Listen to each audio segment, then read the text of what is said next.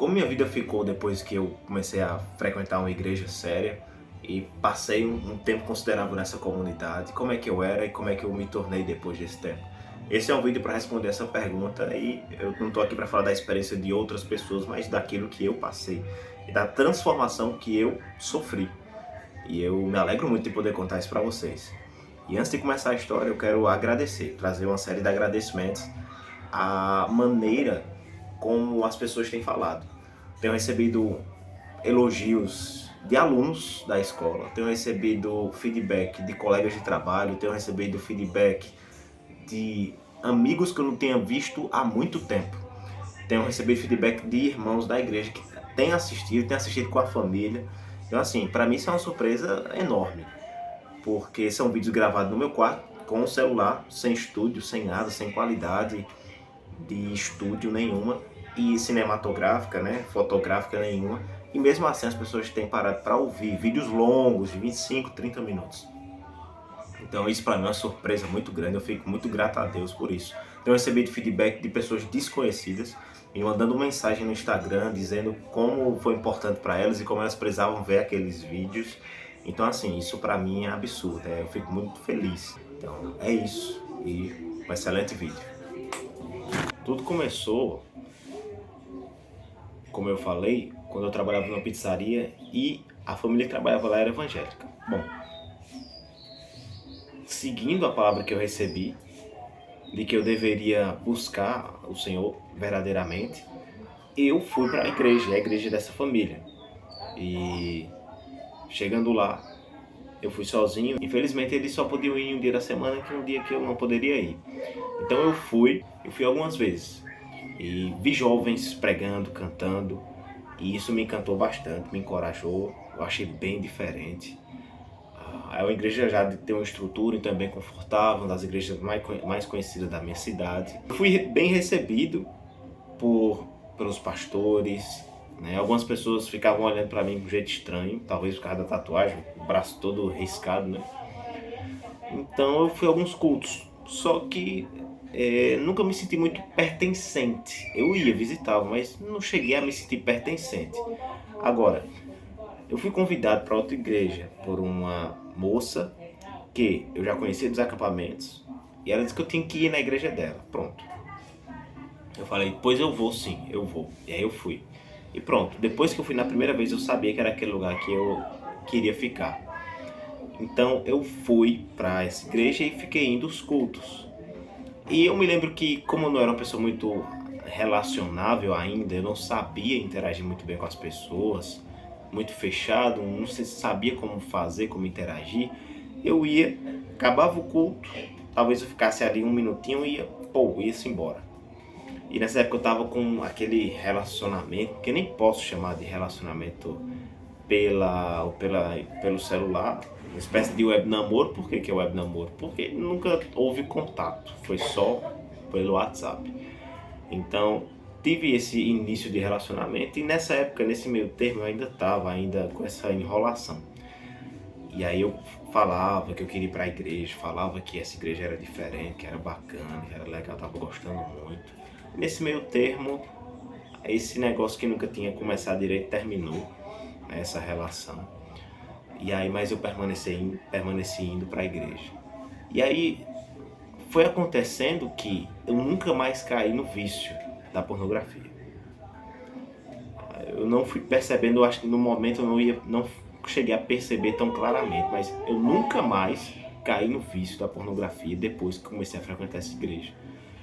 E foi uma coisa assim, foi uma paixão avassaladora assim, por Deus e por Jesus, avassaladora. Lá eu ia para os cursos, para as pregações, e tinha mulheres que pregavam, meninas que pregavam, ou jovens que pregavam, e os pastores que pregavam. Era uma igreja que tem pastor e pastora, mas a pastora nunca é independente, ela está ali como ajudadora do seu marido, que é pastor, então é um ministério compartilhado. E foi nesse ambiente onde Deus proporcionou tudo que eu precisava para ser transformado, para ser purificado. Então houve um congresso naquele segundo ano que eu estava lá. Então eu comecei a me envolver com tudo, Comecei a ajudar no ministério de jovens, me deram o privilégio de servir ajudando na estampa da camisa. Eu encontrei pessoas lá incríveis, pessoas que você se sentia parte da família, pessoas humildes, pessoas que lhe acolhiam. Então lá foi sensacional. Comecei a ser realmente acompanhado e realmente eu sentia o amor das pessoas. Mal tinha chegado lá, fizeram aniversário para mim, surpresa. Eu tinha um dos irmãos lá, a gente tava fazendo calistenia, chegou, ei, vamos treinar hoje? Vamos. Ei, vamos só aqui na casa da minha irmã? Vamos. Cheguei lá, bom, bolo, parabéns, abraço. Então assim, eu que era extremamente fechado, eu que não dava abraço em ninguém, eu que achava que se um homem desse um abraço no outro, ele era gay, né? Então assim, eu tenho essa dificuldade absurda. E lá eu aprendi a abraçar, bicho. Eu aprendi a ser abraçado, eu aprendi a amar, eu aprendi a dizer que eu quero o seu bem, que as pessoas lá queriam o meu bem. Eu aprendi a dar amor e receber. Amor puro, amor sem imoralidade, amor como ele realmente é genuíno, o amor querer bem de uma pessoa. Minha mente completamente imoral foi aprendendo a ser purificada aos poucos com esse amor, esse acolhimento que eu recebi. Eu nunca vou me esquecer disso e da importância que isso teve para mim. Nesse ano seguinte que eu cheguei lá, teve um congresso de jovens, uma conferência de jovens, um evento. E o nome desse evento era Purificando o Coração. Estou olhando aqui pro lado que eu tô com a minha colinha aqui, um pedaço de papel escrito para não me perder. E o nome desse vídeo é Purificando o Coração justamente por causa disso. Por causa da importância dessa fase inicial. E ela foi justamente uma fase de purificação. E a purificação, ela é um processo para a vida toda. Como eu relatei até agora, eu vim na perca da inocência, na perca da pureza. Então fui corrompido pela imoralidade. Então minha mente é só imoralidade, era só besteira. Então quando eu cheguei, a partir daqui que você conhece Jesus, eu entendi que a coisa é séria. Eu entendi que não tem mais volta. Então eu sabia que eu precisava de uma coisa, ser purificado. E não somente eu sabia disso, mas o Espírito Santo já tinha soprado isso na liderança. E o evento daquele Antes de Tantos foi, realmente recebeu esse nome, Purificando o Coração. E eu pude ajudar nos designs, eu pude ajudar nos panfletos, eu pude ajudar em tudo isso. E foi sensacional o trabalho, foi um evento incrível. E vieram pastores do Juazeiro, que na verdade trabalham no Juazeiro, fazem a obra no Juazeiro, missional, mas são do Acre. E eu recebi tantas profecias, o que eu mais queria, né, que era ter uma conversa com Deus, um contato com Deus. Deus derramou na minha vida naqueles dias de evento, muitas profecias, de a pastora chamar eu pra frente e falar um monte de profecia minha. Tudo aquilo que eu orava e que só eu e Deus sabia, ela falava para mim. Tá? Tudo aquilo que eu tinha de segredo com Deus. Não para me expor às pessoas, mas tipo dizendo que aquilo ia acontecer, que Deus ia me usar, de que Deus ia me surpreender. E coisas específicas que não convém eu falar aqui, né? Coisas que ainda vão acontecer, né? Deus ainda vai fazer, mas coisas que eu já vinha orado e que eu não tinha falado para ninguém, só eu e Deus. E ela revelava, ela falava aqui, dizendo, ó, continua, Deus vai fazer acontecer. Eu me lembro também que antes desse evento ainda, eu me batizei de novo. Eu tinha me batizado em uma igreja e agora eu me batizei novamente nessa, porque eu entendia que o meu primeiro batismo, eu não entendi o que eu estava fazendo. Eu vi a necessidade de me batizar de novo, justamente agora com a nova consciência e a nova responsabilidade, entendendo que realmente que ali eu não estava para ganhar dinheiro, ali eu não estava para poder ganhar status, ali eu estava por causa de Jesus. Jesus morreu na cruz por mim, pagou os meus pecados e agora eu pertenço a Ele. Eu não pertenço mais a mim mesmo, eu não pertenço ao mundo, eu pertenço a Jesus. A minha vida é dele, para buscar Ele, para a glória dele, para fazer a vontade dele, para obedecer a Ele. Entendendo isso, eu falei, eu quero me batizar de novo, eu posso. E aí eu tive a minha experiência do meu verdadeiro batismo. Quando eu fui batizado, eu olhava no rosto dos meus irmãos, foi numa chácara, eu olhava no rosto dos meus irmãos e das minhas irmãs em Jesus e eu via todo mundo sorrindo, todo mundo alegre. E eu sentia a alegria ali de todo mundo, como se fosse uma alegria compartilhada. E Foi uma sensação maravilhosa. O pastor sorrindo, feliz ao me batizar, toda aquela alegria. Eu senti toda aquela alegria e não esqueci disso. Naquele mesmo dia, 2 outras pessoas foram batizadas também. Foram 3 batismos no dia que eu fui batizado. E aí pude ficar um pouco ali no retiro, que todo esse evento foi na chácara, no retiro, e foi maravilhoso. Depois que teve esse evento já, depois do Purificando o Coração, eu me lembro já de estar nessa busca de... Eu ia pra frente, cara, no altar e me ajoelhava e orava a Deus. Deus, me purifica. Deus, eu vou fazer o que for necessário. E isso marca muito aquela fase inicial da caminhada. Uma fase onde eu tinha muita intensidade. Então, eu comecei a ser discipulado, comecei a ter acompanhamento, comecei a ir nas segunda-feiras, se eu não me engano, ou nas terças, para casa de um irmão, para ter um curso sobre as doutrinas, para ser ensinado mesmo. Eu me lembro que nessa fase eu participava de tudo que eu podia participar. Tudo que me chamava para ir para a igreja eu ia, né? Então foi uma fase de muita intensidade, e essa intensidade ela desembocava, querendo ou não, num desequilíbrio, porque eu achava que a vida era aquilo a partir de agora. A vida é aquilo. Tudo que eu for fazer é para a igreja, é da igreja, é tudo da igreja, e o que não for igreja está me atrapalhando. Então, no início a gente é desequilibrado, a gente só acha que a vida é só igreja e os outros eu posso deixar para trás, que não importam, né? Mas não, eu trabalhava, né? Não de maneira total, mas no sentido de que Deus tem que me abençoar para que eu não tenha que trabalhar mais fora, tem que ser tudo na igreja agora. Então tinha esse pensamento, né? Mas quando eu for trabalhar, quando Deus me der o poder, a graça de eu ficar só na igreja, vai ser muito melhor. Então tinha esse pensamento. E aí vem para minha vida pessoal com Deus. Aqui eu tô falando da igreja e tudo, intensidade. Eu, quando estava sozinho, e tudo que eu queria fazer quando eu chegava em casa, era orar e ler a Bíblia. Eu chegava do trabalho, eu só queria orar e ler a Bíblia, ler a Bíblia. Eu não queria fazer outra coisa, eu pegava minha Bíblia e lia. E quando eu ia falar com alguém, era Bíblia. E tudo me lembrava a Bíblia, tudo que acontecia era a Bíblia, tudo que acontecia era uma história da Bíblia. E minha boca falava do que meu coração estava cheio. Então tudo que era Bíblia, tudo era Bíblia. Então obviamente tudo que eu falava tinha a ver com a Bíblia. E eu me sentia na urgência, eu preciso pregar para todo mundo, falar para todo mundo da Bíblia. Então tenha essa urgência, essa intensidade de orar e ler a Bíblia. Com isso, sem que ninguém precisasse me mandar, tu tem que ler a Bíblia e orar. Ninguém precisava mandar ler a Bíblia e orar. Era o que eu mais queria fazer, só queria fazer isso. Então eu estava cursando a faculdade e eu me lembro que eu achava que a faculdade estava me atrapalhando de servir a igreja. Então eu deixava a faculdade de lado, afinal de contas não é tão importante assim, vou me dedicar só à igreja. Isso ninguém me mandou fazer. Ninguém me disse, deixa a faculdade de lado. Não, mas eu que achava que o mais importante era somente as atividades da igreja. Então, por causa desse desequilíbrio, dessa intensidade absurda, eu fui deixando a faculdade de lado e me dedicando à igreja por conta própria. Então isso fez com que eu perdesse muito tempo de avançar na minha faculdade. Ela ficou de lado, cancelei algumas vezes, mas Deus nas orações sempre dizia, retorne para a faculdade, que estou cursando hoje inclusive. E aí vem um tópico extremamente importante. Como é que ficou a questão da pornografia? Nunca mais caí no vício, tá tudo zen, tudo tranquilo, acabou? Na prática não foi assim. Não é assim até hoje.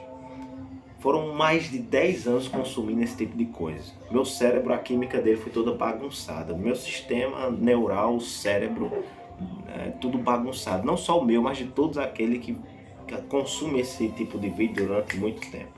O cérebro é bagunçado. Então, você aceita Jesus, você está na igreja, então quer dizer que agora seu cérebro fica bom da noite pro dia? De jeito nenhum, meu irmão.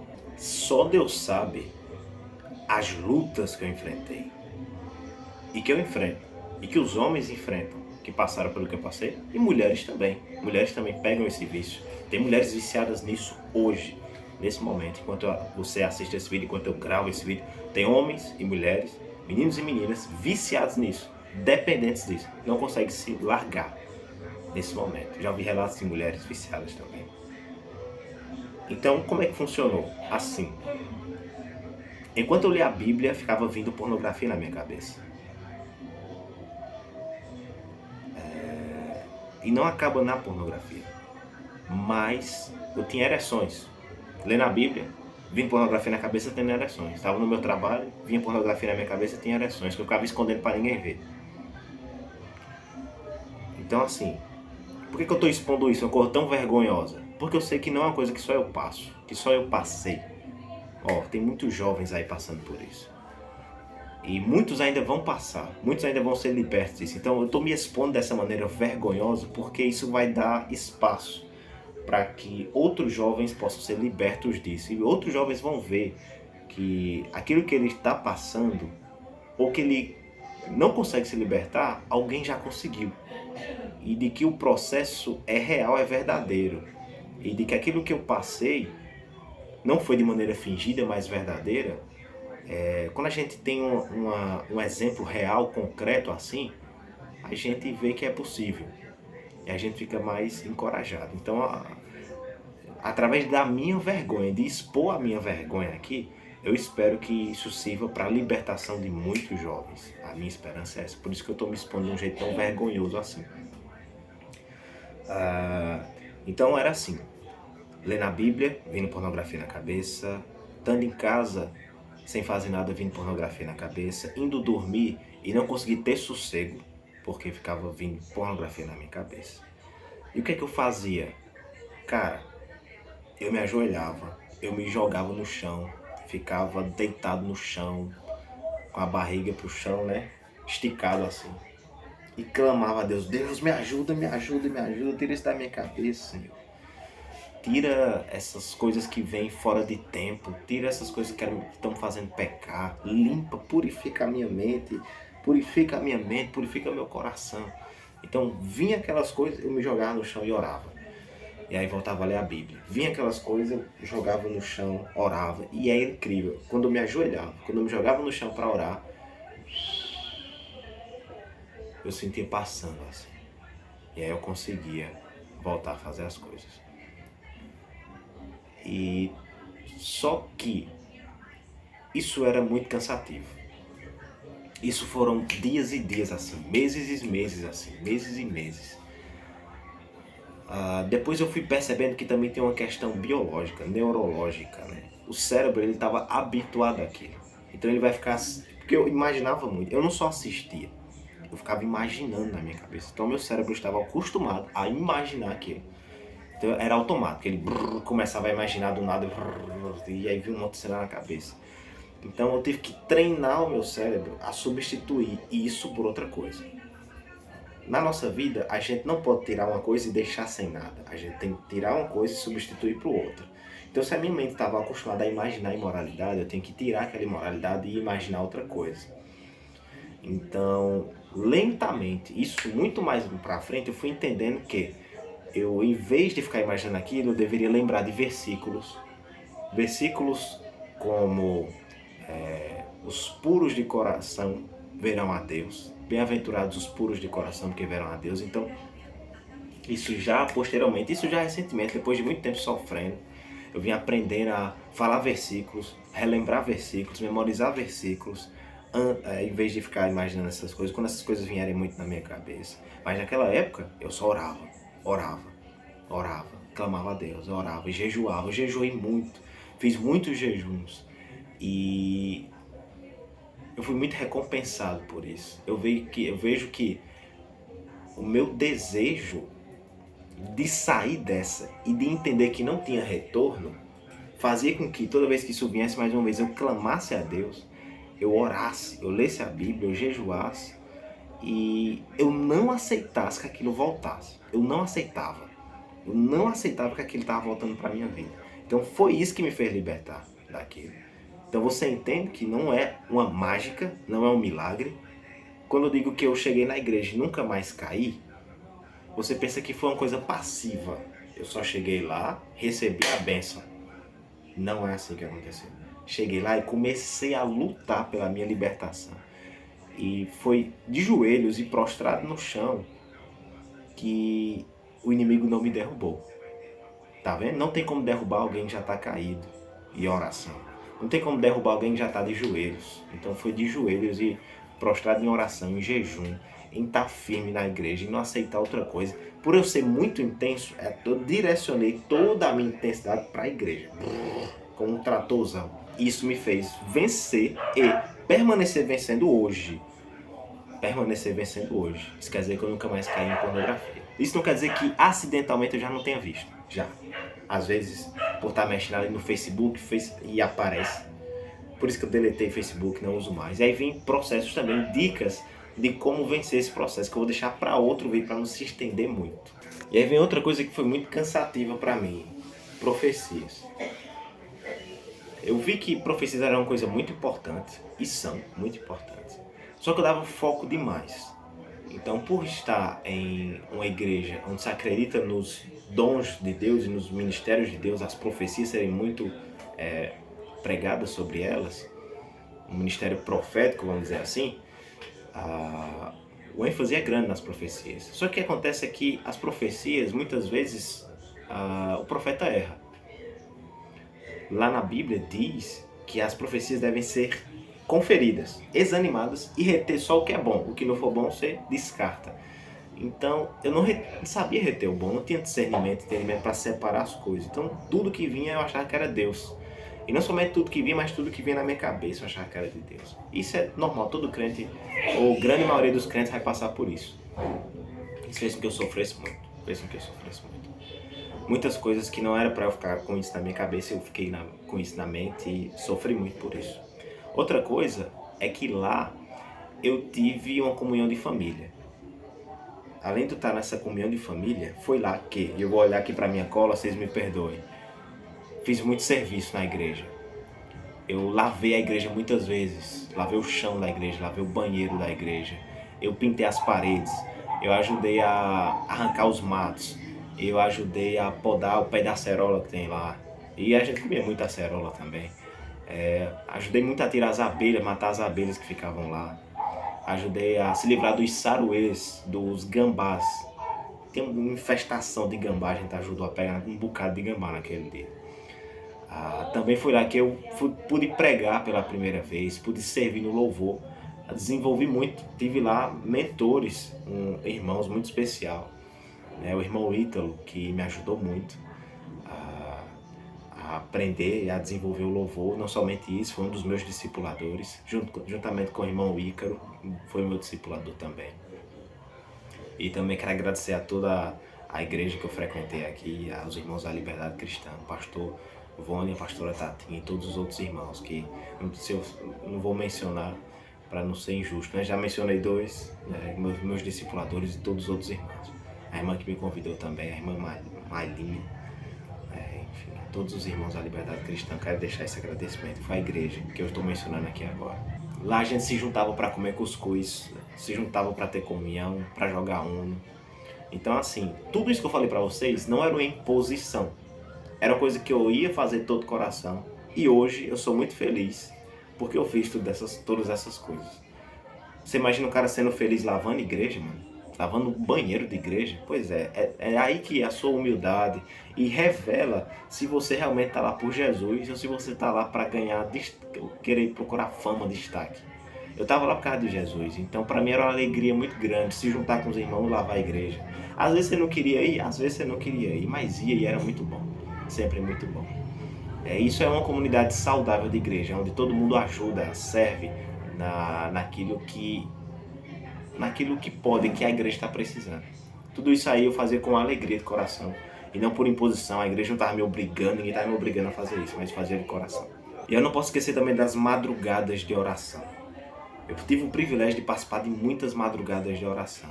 Desde o início eu entendi a importância da oração e que as coisas precisavam de oração para acontecer. Então eu pude participar de muitas madrugadas de oração. Às vezes ia sozinho, lá pro final já eu cheguei a ir algumas sozinho, outras só eu e outro irmão. Às vezes era só eu e mais dois, né? Ou o irmão que organizava, eu e mais outro. Então eu vi o quão gostoso é você buscar o Senhor de madrugada em oração. E eu via como às vezes é mais difícil ter homens, né, de oração. Tem mulheres, mas os homens às vezes não tem. E isso me incomodava muito. Cadê os homens de oração? Eu queria e quero ser um desses homens de oração. Foi lá que eu vi que os nossos líderes têm defeitos. Os nossos líderes têm defeitos. O pastor tem defeito, os líderes de jovens têm defeito, os irmãos e as irmãs têm defeito. E olha que incrível, eu tenho defeito. Se eu tenho defeito, todo mundo tem defeito. Se eu tenho qualidades, mas também todo mundo tem qualidades. Então, foi lá que eu aprendi também que a sua estadia, o pertencimento seu a uma igreja não depende de que se o líder tem defeito ou não. Porque se você for procurar uma igreja sem defeitos, em que o pastor não tenha defeitos, sinto muito, meu irmão, você não vai ficar em lugar nenhum. Se você for procurar uma igreja em que os líderes não tenham defeitos, sinto muito, meu irmão, você vai ficar sozinho o resto da sua vida. Se você for procurar amigos que não tenham defeitos, sinto muito. Se você for procurar uma esposa ou um marido que não tenha defeitos, sinto muito. Eu tenho defeitos e qualidades, e as pessoas ao meu redor serão assim. Por mais alto o cargo, vamos dizer assim, que seja, o presidente, né, não precisa dizer nada, né? Todo mundo tem defeitos e qualidades. Então, foi lá que eu entendi isso, e pude entender isso, ter a paciência para entender que nem todo mundo vai conseguir vencer todos os seus defeitos. Nem todo mundo vai conseguir vencer todos os seus problemas interiores. Tem pessoas que vão conviver com um defeito específico a vida toda. Simples assim. Tem defeitos que talvez eu nunca consiga vencer. Então eu vou ficar com 90 anos com um defeito ainda, 10 defeitos que eu não consigo vencer. Tem pessoas que vão ser assim, talvez eu seja assim.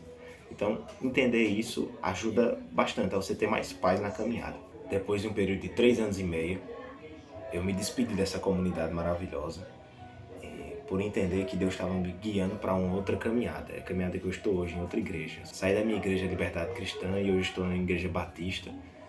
E é uma nova caminhada com Deus, e é um lugar que Deus, eu acredito, posso ter errado, mas vejo a cada dia que Deus tem confirmado isso. Permaneço crente, agora em outra igreja, não por raiva, não por indignação, não por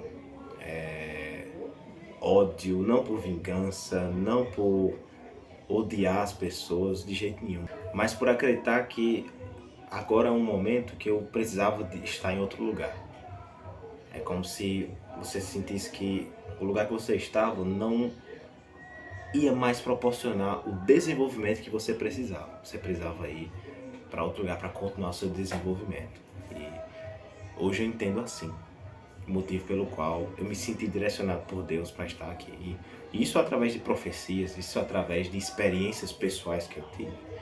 E de que eu falei sobre elas com os meus pastores, com os meus irmãos, com todo mundo. E expliquei. E pude sair em paz, como meu pastor disse, debaixo de bênção. Aqui se encerra esses relatos fechados de como eu me tornei crente, de como o Senhor me salvou. E a partir de agora, talvez esse canal pegue um novo rumo, com experiências fechadas, com vídeos sobre outros assuntos. Eu agradeço por você que chegou até aqui, teve toda essa paciência. Espero que isso possa ter servido para o seu bem, de alguma forma, para a sua vida, e que Deus possa ter usado isso de uma maneira especial na sua vida. Eu te agradeço e que você fique com Deus.